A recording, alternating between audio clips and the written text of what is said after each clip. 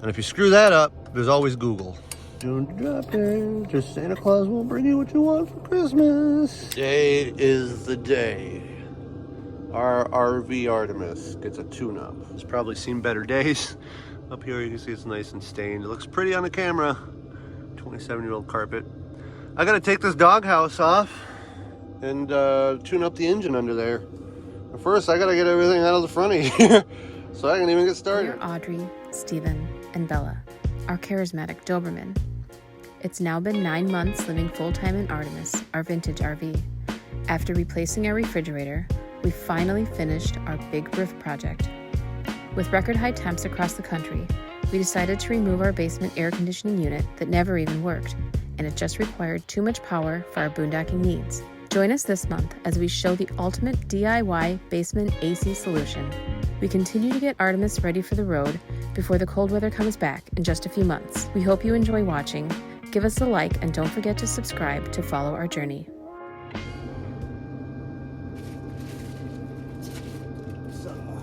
Window tint security film. Our air conditioner going on. Our internet box. Let's see here. Oh, that's all clear. I have all the lights on in here and it's still kind of a little dark, so I've got a flashlight to help. Here's the doghouse. Here's almost everything cleared out from around it. I don't see anywhere where there's like an obvious release for this thing. Maybe on this side, but I still can't even see that. I see where it separates. So there's going to be some work. I'll get back to you guys when I figure out how to get this thing apart. Okay, I got it. So basically, on this model Vectra, if you are curious, on a 1995 Winnebago Class A P30 Chevy chassis, there's a release bolt in here, and basically all you have to do is stick a screwdriver up in here and pry lightly, and the thing just gives way. It's kind of crazy that that's all that's holding it on, but that's all it is. Now I have to try and figure out how to wiggle it out of this space. Wish me luck. There it is. There's the cover.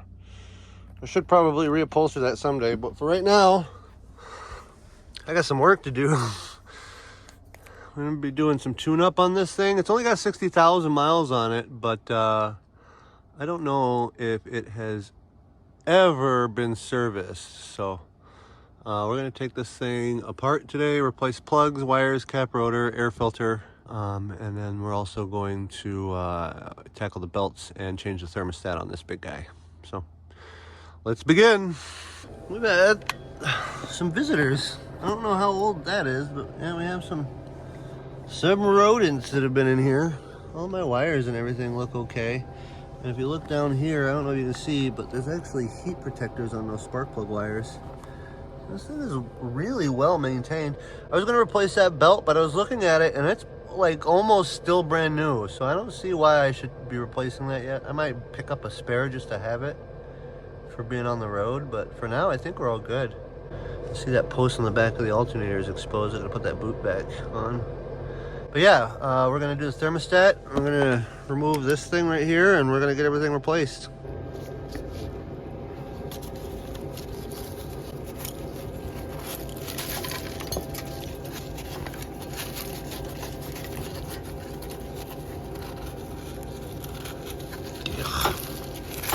Yeah, sometimes this is gross.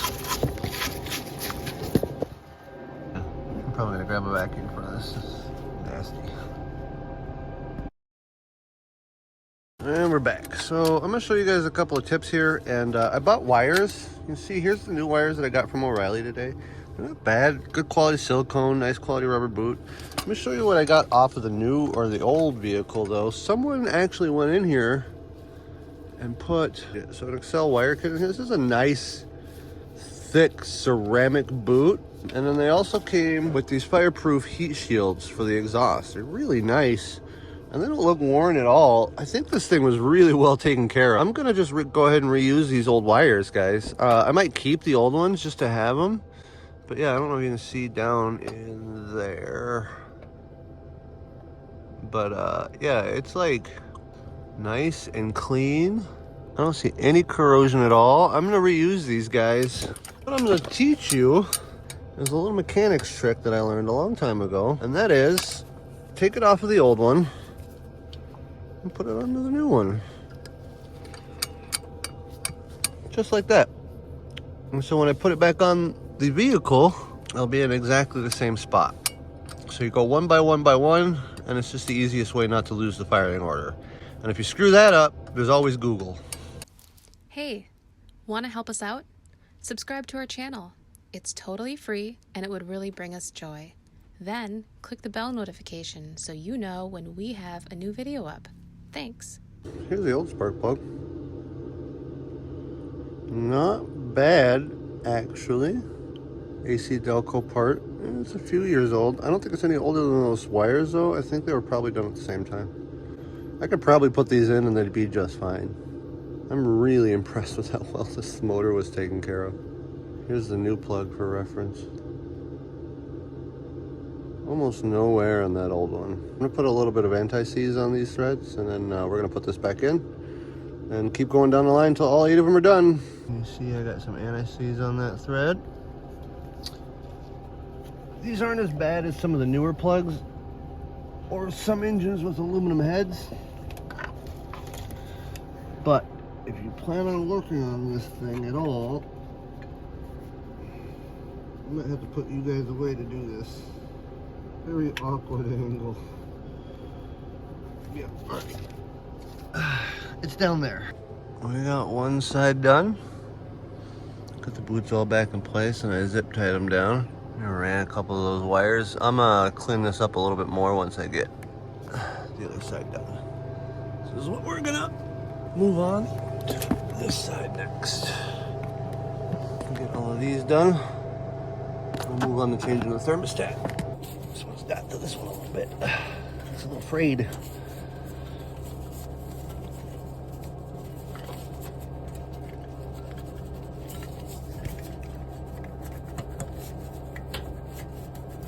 That one's always the hardest to get out of these things. From the back anyway. Here we go.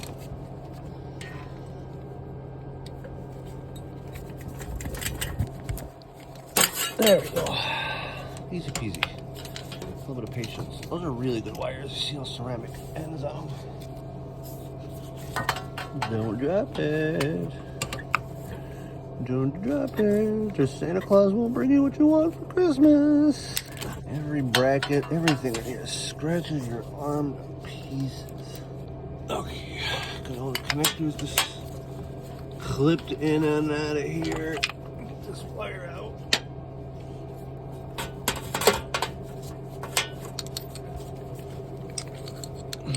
Hey Ratchet, we're making a TV show. Don't embarrass me in front of everyone. Ooh, this one's tight. This one's gonna be a tight fit.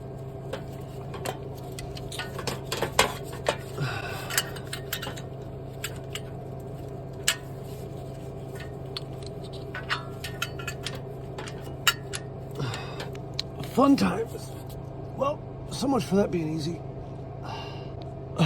Got it back. That was a huge pain in the butt.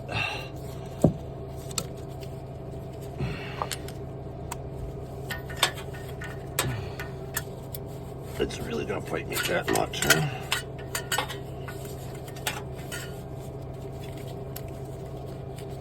Put this little aluminum heat shield on the side of this thing. I don't know how good of an idea that was. Because I'm trying to build this. There we go.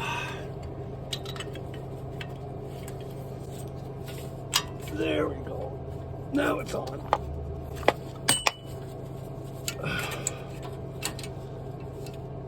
Let's see how tight that thing is next to that wall right here. I'm getting it. There it goes. Yeah, these front ones are always tight in an RV. Vans too. He's gonna have a lot of patience. Just come out here in one piece. It is. It took a little bit to figure it out, but we got our culprit. Yeah, you can see this thing's been tweaked out over the years. It's seen better days, but it's still in there pretty tight, so I will leave it. New plug ready to go in here.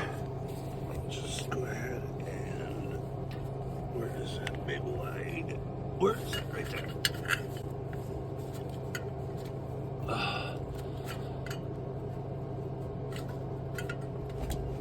Goodness. There it goes. It just started. It's already started. We got anti-seize on it, so you're just running in as much as you can by hand. I'll bring the ratchet over. Easier said than done. Make sure it's untightened before we get in this ridiculously tight spot here. Not the tightest spot I've ever worked in, I guess. I've been doing this for a lot of years, but so I have kind of a calibrated elbow. But if you're doing this by yourself, you're going to want to check on the torque specifications for your plugs, just to make sure you're not over or under tightening them. I really like how much quality is in these wires. And like I said, these don't look worn at all inside. They'll be reused for another couple of years. And when I replace them, I'll actually have to spend good money on them, because I'm not just going to put cheap ones on it. I'll get my money back for the ones I bought at O'Reilly's today. This one's been chewed up a little bit, but it'll still work. Better than nothing, right? There we go. Next. Ooh, this one got Ooh, this one come. So it shouldn't break, but uh-oh. What do I feel like? Oh no, there's still a rubber on that plug. Well, I'll be really careful pulling it out. I think I can. First time that's happened. I guess I can use one of the other cables if I have to, but man, these are so sweet. Alright, so the rubber for this plug-in, for that porcelain insert, is still stuck on the plug, and so we're not going to be able to get that plug out of there until we get that rubber off. How the heck am I supposed to work that out of there, huh? Patience, that's how. I can't believe it, but I actually dug that thing out. It was a big pain in the butt. That probably took me 45 minutes to get out of it. I just took a flathead screwdriver and I was able to work inside of it and then get around it and work it out. So I saved it, barely. Okay, I found a wire that just isn't going to be saved. This guy pulled out, the end is gone. I would really love to reuse that. Maybe I can get this porcelain over the new wire, but I'm gonna have to go into this kit and replace at least one wire out of here. The other thing is that the back two on this side also didn't have fire shields on them. Whoever got those really fancy jackets only got a 6-pack, I guess.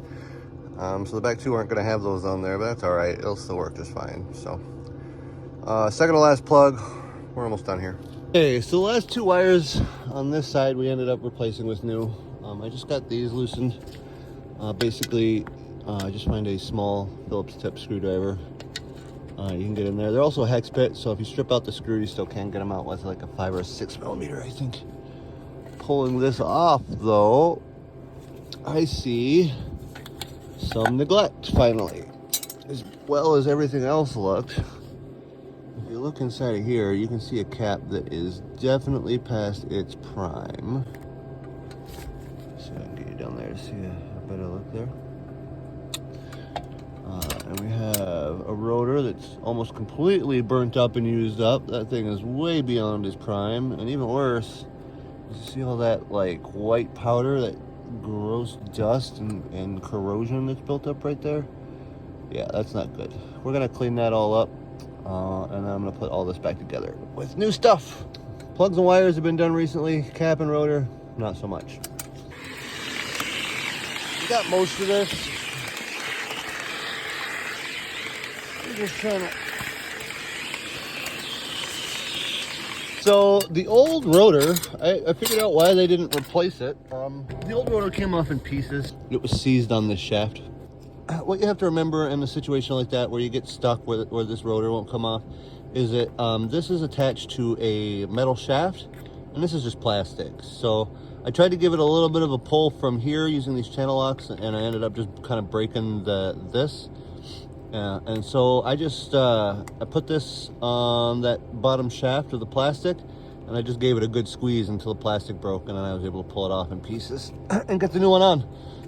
So now I'm ready to put the distributor on and see if it'll fire back up. Our tune-up is done. New cap is installed, new rotor is installed, wires are run. My love of zip ties continues. As you can tell, we got all of these strung up nice and tight. So they're out of the way, they're not going to be subjected to any heat. We got these nice little heat shrouds on the ones that came with them. My friend was saying that Excel has a lifetime warranty on their wires, and I might be able to maybe get a warranty on those, but I don't know. Now, I'm going to work on getting that thermostat out so that I can change him for something a little bit cooler. These bolts came out. It's a double nut, but yeah, time has seized some of this. I'm gonna have to take all this apart before I can put it back together. Fun. It's all loose now. I haven't pulled it yet because I don't want to get coolant everywhere until I'm ready to change everything. Do it all at once. I got a lot of this cleaned up. I got the new thermostat in. It was a big leaky mess. It's just the 2 bolts. Pull it out. The gasket was stuck in there a little bit. I didn't get a pick. Here's all my antifreeze soaked tools. I didn't have anywhere else to put them, so I had to put them down in the valley. He's working inside the motorhome. So I'm just cleaning up a little bit of antifreeze coolant, just it got down in here. I just want to dry it up a little bit, and then I had to cut this ground, and so I'm gonna have to just splice in a new eyelet and put that back together. And then I have to refill some coolant. Oh, and put the air filter back on. But that's all that's left. Here's my new ground. I'll just take this nut and I will run it back down. There we go. That. Oh, that's bright. I don't need to bring it's the old thermostat. Wasn't bad. I don't know if maybe it was just a little dirty. The spring was worn out, but I put a 160 in there instead of a 195, and I don't think I'm gonna ever have any more overheating issues.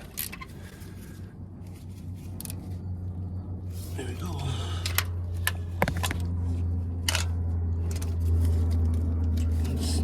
Anytime soon. Let's put some antifreeze back in it and see if we got a leak. This is the moment of truth time. Time to figure out if we have any leaks. So I know it already starts because I already started it up. So start it up. I'm gonna let it run, top off with antifreeze. I'm gonna let the doghouse off of it. I don't think I have any big exhaust leaks, so that's good. But we're just gonna check everything over for leaks. Get it up to operating temperature, top it off, and then the doghouse will go back on it.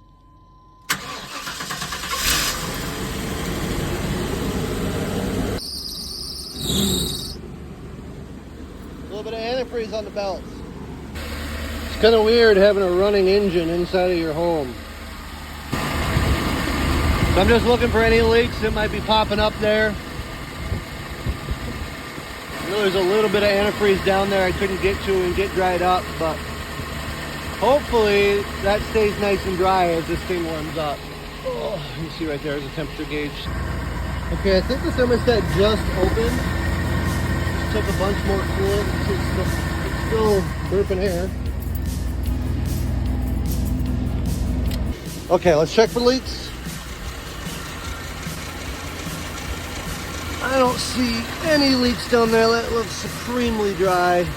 And our thermostat looks like it's opened at a 160, so that's where I want it. I want it to idle. I want it to be really cool.